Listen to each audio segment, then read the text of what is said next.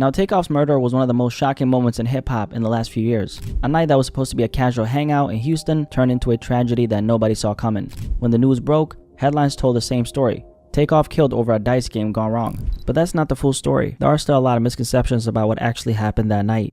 So in this video, we're going to break down the real story behind Takeoff's murder, how things escalated that night, and the case developments that left more questions than answers. Now, Takeoff wasn't just another rapper. He was one-third of Migos, the group that took Atlanta's trap sound and pushed it into the mainstream. And Migos wasn't just a rap group. It was a movement and a family, which consisted of Quavo, Offset, and last but not least, Kershnick Ball, professionally known as Takeoff. Now, Quavo was Takeoff's uncle. However, the three of them grew up together in Gwinnett County, Georgia, just outside of Atlanta. Quavo and Takeoff were raised in the same house, while Offset joined their circle in the 6th grade. Eventually, Quavo and Takeoff introduced Offset to rap, and from there, Migos was born. Migos didn't just make hits, they changed the entire sound of modern hip-hop. Their triplet flow, first popularized in songs like Versace and Hannah Montana, became one of the most imitated styles in this generation of rap. Their first major breakthrough came in 2013 with Versace. But what really took them to the next level was when Drake hopped on the remix. That moment catapulted them into mainstream success, and from there, they dominated the charts, dropping hit after hit. Fight Night, T-shirt, Bad and Bougie, Motorsport, you name it. Beyond just music, Migos influenced fashion and hip-hop, and of course, the way rappers structure their flows. They're pioneers, and Takeoff played a huge role in that success. But by 2022, things weren't the same for the group. The group had stopped moving as a unit, and there were rumors that Offset and Quavo had fallen out, with speculation that it had something to do with Offset allegedly sleeping with Quavo's ex, Sweetie. Quavo seemed to reference this in his song Messy, rapping, "BITCH, F my dog behind my back, but I ain't stressing."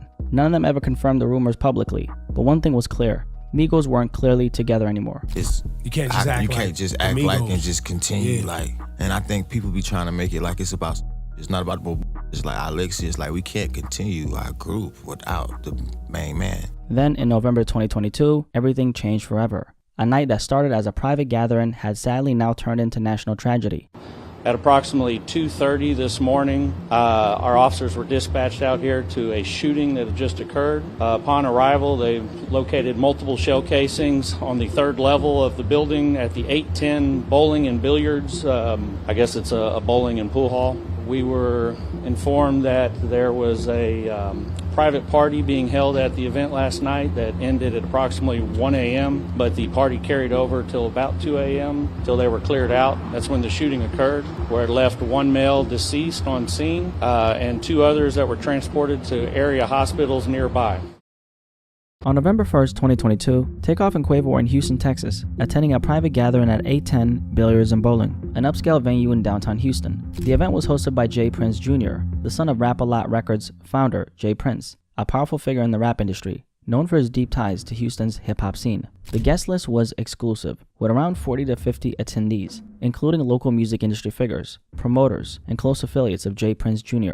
Security was present, but this wasn't a club event. This was a private invitation-only affair. The official event wrapped up around 1 a.m., but just like most private functions, many guests, including Takeoff and Quavo, stuck around for an hour. Conversations continued, drinks were poured, and the night carried on as usual inside.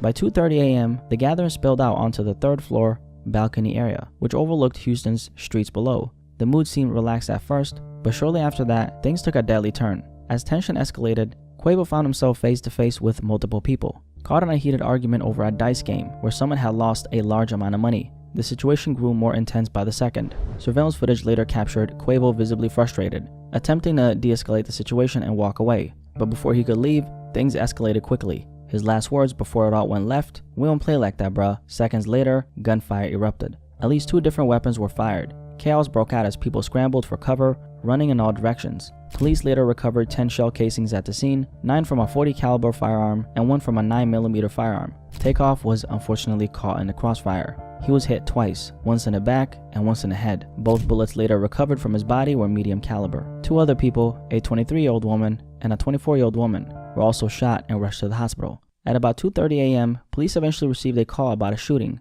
at 1210 San Jacinto Street in downtown Houston. When officers arrived, the scene was nearly empty. Most of the witnesses had already fled. Security was however present, but none of them saw who pulled the trigger. Takeoff was already pronounced dead at this point. With little immediate cooperation from witnesses, detectives had to rely on hard evidence to piece together what happened. Surveillance footage from the scene later revealed a Patrick Clark in the crowd, holding a gun in one hand and an object in the other.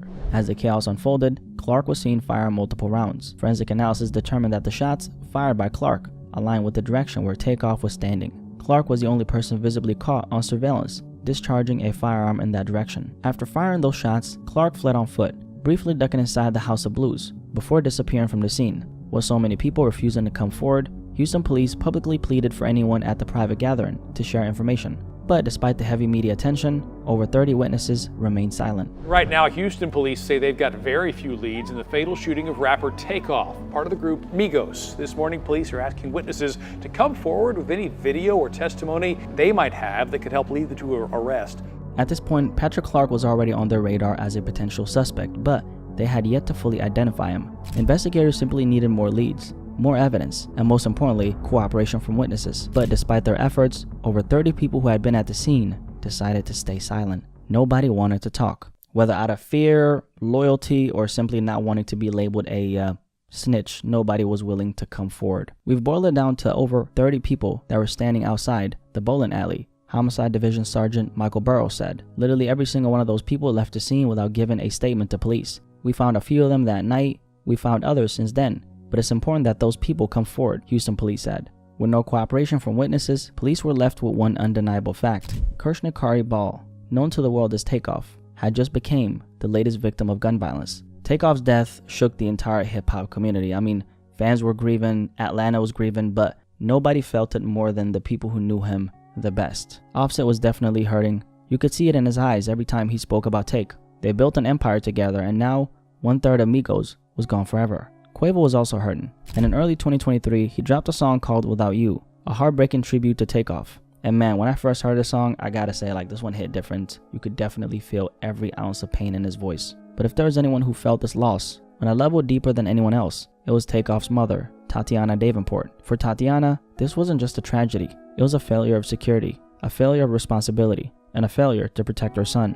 In June 2023, she filed a wrongful death lawsuit against A10 Billiards and Bowling, the very establishment where Takeoff was killed. Her argument, this tragedy could have been prevented. The lawsuit claimed that the venue knew this event would attract celebrities, athletes, and high-profile guests. Yet, there was no proper security screening, no enforcement of after-hour rules, and no measures in place to prevent violence. And when tensions started rising that night, nothing was done to de-escalate the situation. Since Takeoff wasn't part of the argument, his mother believes his death could have been prevented if the venue had taken proper precautions. And this right here did raise an unsettling question. Was Takeoff's death something that could have been avoided? Or was this really just about being in the wrong place at the wrong time? Did a lack of security create this perfect storm for disaster? Either way, Tatiana wasn't gonna let things go unanswered. But long before Takeoff's mother took legal action, investigators were still deep in the process of building their case, piece by piece. With little information from witnesses, detectives had no choice but to rely on hard evidence to reconstruct what really happened that night. So they methodically pieced together the case using surveillance footage, cell phone videos, ballistic evidence, and through this process, police eventually identified 2 individuals connected to the crime scene. Cameron Joshua, 22 years old, was the first suspect arrested. However, he was only charged with weapons charges, not murder. "We believe Cameron Joshua has been appropriately charged in this case," said prosecutor Matt Gilliam. While Joshua's arrest brought some progress, it still didn't answer the biggest question: who pulled the trigger? After weeks of forensic analysis and video review, authorities identified Patrick Clark as the primary suspect. Through that, we were able to deduce that Patrick Clark is the lethal shooter in the case. That's why he's charged with murder, the Houston Police Department said. Using ballistic reports, surveillance footage, and forensic evidence, police built their case against Clark. The trajectory of his gunfire aligned with Takeoff's wounds. Investigators later discovered Clark had left behind a wine bottle at the House of Blues. His fingers on it directly linked him to the crime scene. With this evidence, police secured an arrest warrant. And on December 2nd, 2022, exactly 31 days after Takeoff's death, Patrick Xavier Clark, 33 years old at the time, was taken into custody and charged with first-degree murder. Now, one of the biggest misconceptions surrounding Takeoff's tragic death was that he was somehow involved in what happened that night, but he wasn't. There was a lucrative dice game that went on at the event. There was an argument that happened afterward, outside the bowling alley,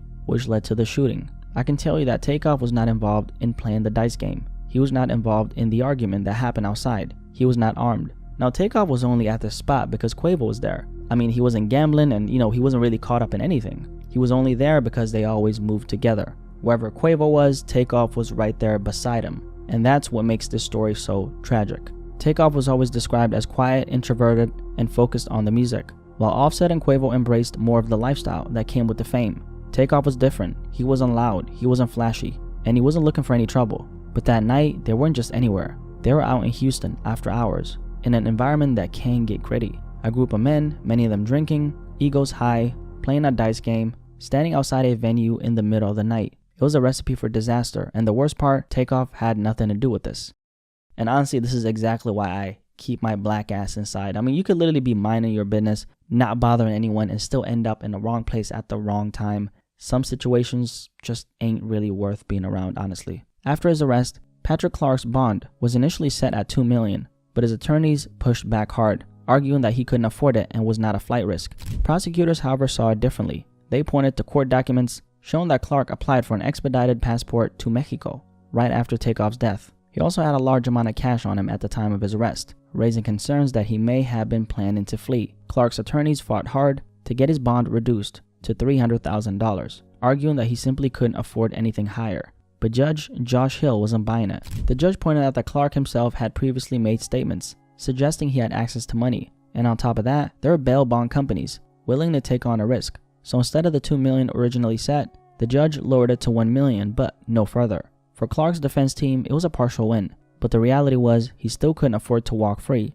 at least not yet. Then, unexpectedly, Clark posted bond a little over a month after he got arrested for Takeoff's murder. And this is where things got a little suspicious. They ended up finding out that there was a private investigator who was working for Takeoff's accused killer's attorney, and he was listed in the bond paperwork as the facilitator of his release. But this private investigator was apparently not even actually behind Patrick Clark getting released. So the question is, where did the money come from? Clark's attorney later stated that a family friend and a concerned citizen had helped secure his release, but beyond that, the true source of the funds still remain unclear. Now, even with his release, Patrick Clark wasn't free to move as he pleased. He was placed under house arrest, required to wear a GPS ankle monitor, and barred from contacting witnesses, victims, or their families. Yet, one major question still remained. Was Patrick Clark truly the only one responsible? Now, Clark was the man police charged with Takeoff's murder. He was identified through forensic evidence, surveillance footage, and ballistics. However, the case was far from over. And this is where we get to a plot twist in this case, okay? A major plot twist that a lot of platforms still haven't really covered. So if you made it this far, make sure you drop a like on this video, okay? I appreciate you.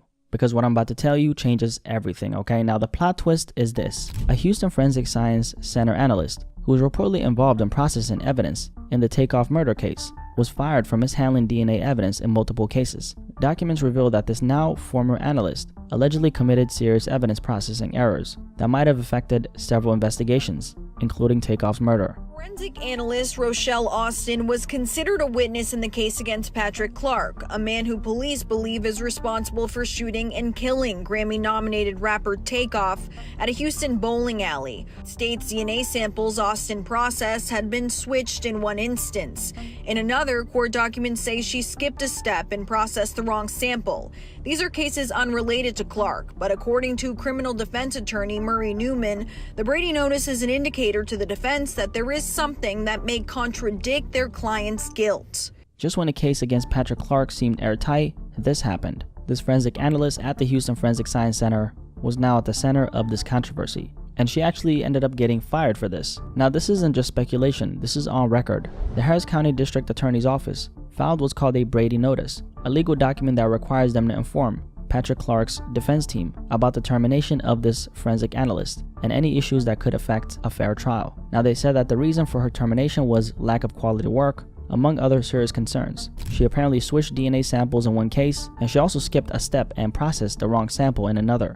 While these specific errors were reportedly in other cases, the fact still remains. This forensic analyst was apparently involved in the Takeoff investigation. So now the biggest question is, how much of a role did she actually play? Because if there's even a slight chance that any of her work touched the forensic evidence in this case, it could change everything. And that's exactly what Takeoff's accused killer's defense team is now questioning. This is something of concern for us, and we will be investigating it to see exactly how it affects our client's case, Patrick Clark's attorney said. Now, let's not forget, the entire reason Patrick Clark was arrested wasn't just forensic evidence. It was a combination of forensic analysis, surveillance footage, and ballistics. And like we talked about, he was caught on surveillance footage holding a gun and firing shots the night Takeoff was killed. They also said he left a wine bottle behind, and that his fingerprints on that bottle linked him to the crime scene. But now, with this forensic analyst's credibility completely in question, the defense has a major opening to challenge how the forensic evidence in this case was handled. And according to a criminal defense attorney, whose name is Murray Newman, who's not involved in this particular case but spoke on a forensic mishandling issue,